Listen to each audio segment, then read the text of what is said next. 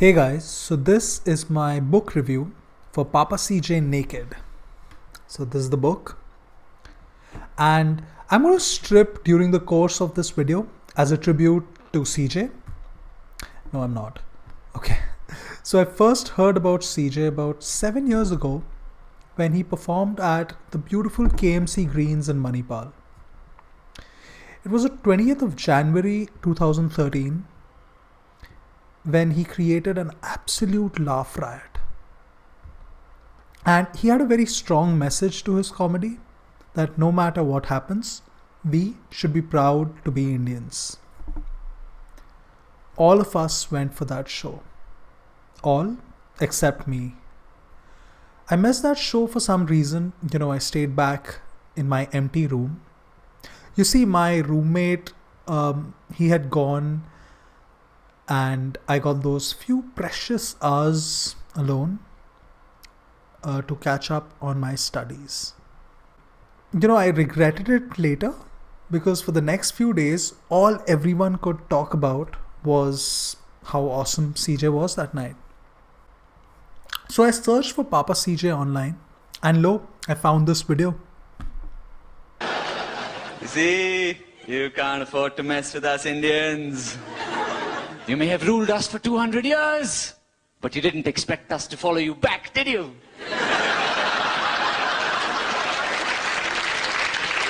If you've been upset by anything that I've said today, I don't give a shit. Heck, I come from the land of the Kama Sutra. I could fuck you in more ways than you can count.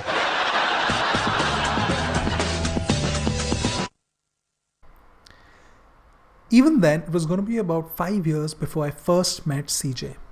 Randomly at the lobby of the Taj Mahal Palace, Mumbai.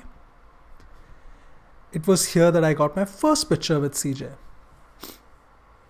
Unfortunately, he was here for a corporate show, so I couldn't get to see him perform live. I would have to wait for another year before I got that opportunity. So July this year, that is 2019, when I saw tickets for CJ's show go live, I immediately booked 2 of them, hoping that by the time the show would happen, I would have someone to go with me. But then on the day of the show, I had no one. So I ended up going alone on 2 tickets. And it was worth it. It was worth the wait for 7 long years. Finally, I had gotten the opportunity to see Papa CJ perform live. 2 months later, he had another show. And what did I do? I booked 2 tickets again. And again, on the day of the show, I did not have anyone to go with me. So this time I was a bit upset, so I did not go for the show. And then I regretted it. I regretted missing another Papa CJ show just like Manipal. Luckily for me, a week later, he had another show. And there were 2 shows in a row. So what did I do? I booked 2 tickets each for the 2 shows. This time I had someone to go with me. So this was a small story of my love affair with Papa CJ. So when he announced this book, Naked, I wanted to get my hands on it right away. On the book. So after long last, now that I have the book, I've been going to bed with Papa CJ Naked every single day since. Stand-up comedy is an outward expression of an inward journey. This book begins with these words. It starts with a tale of how CJ was born. Yeah, it does go into a bit of depth there. It takes you on a journey through the 80s in India. Now, 80s is a decade I've always been very curious about. If you see the amount of events that have taken place in the 80s and the ones that have repercussions today, you'll agree with me that 80s were the craziest decade in India. Of course, 90s overshot it by a mile or more, But then 80s was when the seeds of that craziness were sown. So CJ takes us through the beautiful lanes of Kolkata then, and then he takes us to the lush mountains of Uttarakhand. It's a journey of a young schoolboy extremely passionate to achieve everything he can, almost like Harry Potter, but then not just any schoolboy. CJ demonstrates some really great principles, words to live by in these pages or through his school life.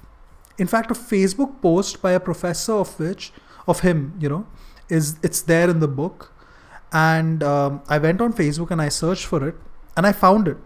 It was almost like, imagine Hagrid writing a post on Harry, and you search for it and you find it, right?